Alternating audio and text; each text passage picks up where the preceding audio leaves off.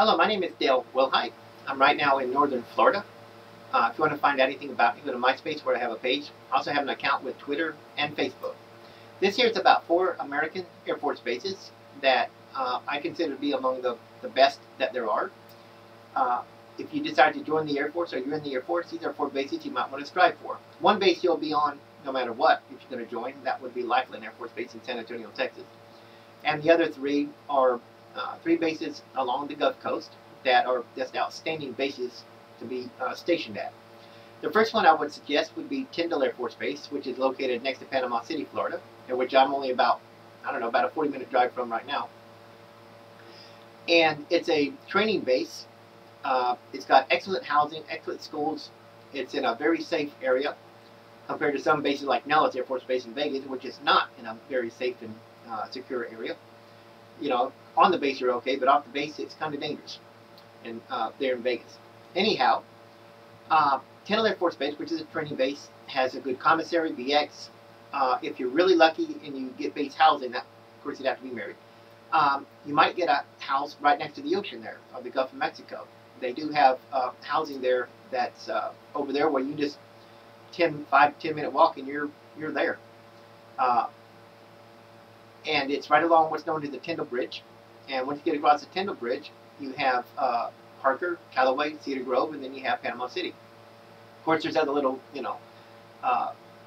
communities in the area, that go by different names. But basically, Panama City's a pretty good-sized city now. And it take you, it might take you about 40 minutes just to get to the beach, especially in the summertime.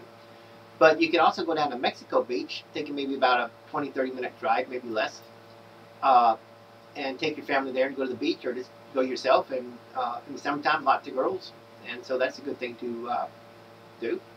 And it's in a pretty nice area. The second base I would suggest would be Eglin Air Force Base, which is 60 miles to the east of Pensacola. It's actually near Fort Walton Beach, Florida. A lot of people say it's near Pensacola, but it's actually closer to Fort Walton. It's a few miles, south of Crestview. It's the largest American Air Force base that there is. It's mostly of a base of a lot of research, a lot of things like that going there. It has a little over 8,000 airmen, or military personnel. And it's a pretty good sized base, and then it has kind of like a sub, I call it a sub base, which is known as Herbert Field. And you might end up being stationed there as well. Although the drive in and out of Herbert during the rush hour is pretty bad. If you go to Eglin, you'd be better off. The third base I would suggest would be Keesler Air Force Base. That's a tech school base. They do a lot of training there, a lot of education, a lot of schools there for people in the Air Force personnel. That's what I went there for. My dad went for radar at Keesler Air Force Base, but that was, of course, back in the 50s.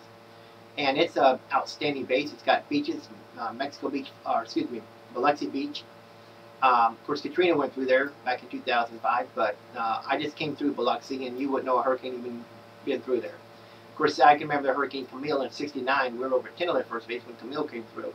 And actually, Camille was supposed to go right through Panama City. And had the hurricane gone on the course it was supposed to go on, I don't think I'd be here right now alive. I don't see how, because we were less than half a mile from the ocean there at Tyndall Air Force Base. Yeah, so if you get a Katrina coming your way at Tyndall, you might want to say, I need to move on.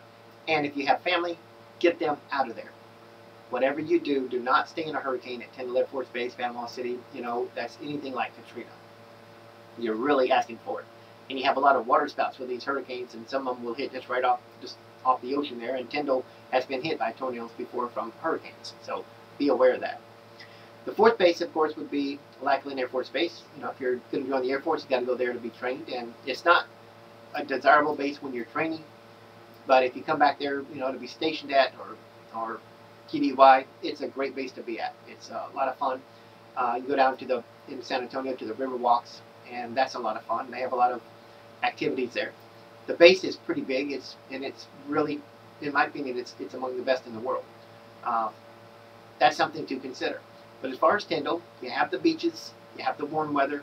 It doesn't get that cold in the winter. Same in Biloxi. The thing about Keesler Air Force Base in Biloxi is that it rains a lot. So beware, the rain there can get really brutal. I remember getting up for tech school in the morning, and we go out there at sometimes at 4 a.m., not 5, 4 a.m. Because we had to go to class at 6 a.m. And man, that rain would felt like this, being hit. It wasn't hailing, but it just felt like rocks. It's just huge chunks of rain that comes down there. Over at Tyndall, the rain is bad, but in Biloxi, it can get pretty bad. But nonetheless, other than that, the base is great. A lot of the businesses have moved further inland, away from the coast. There are still some there. A lot of motels that used to be there are gone now. The casinos have eaten them up. They have a Coliseum there on 98. And of course, remember that's where James Mansfield was killed, right there on 98, right around Biloxi and Gulfport. They say she was decapitated. She wasn't decapitated in the car wreck. It was just her wig fell off, came off, unfortunately for her. That used to be a very dangerous highway and can be still sometimes. But they got a lot of places you can pull over. If you have a hard time with traffic, sometimes you can. They have a lot of pullover places. Actually, where you can pull over to go to the beach. That's what it's really for. But you can get off that highway. So that's a smart thing for them to do, to put that there. But I just came through Biloxi a couple of days ago, and it's fine. It's a great place. But as I said, everything's moving further inland. Crime is can be a little bit high there. You gotta be on your guard. But it's nothing like a big city or anything. You just got to be aware of where you're at. But Keesler, if you're stationed there, I think you'll enjoy it. Again, the weather's not bad. And again, Eglin Air Force Base, you got Fort Walton Beach, you got Pensacola Beach, you got Destin, and you've got to see Destin. It is beautiful. But you got to have some money to stay there. But if you're at Eglin or Herbert Field or even Tyndall, you don't need to stay there. You can just drive there and drive home that evening or that night.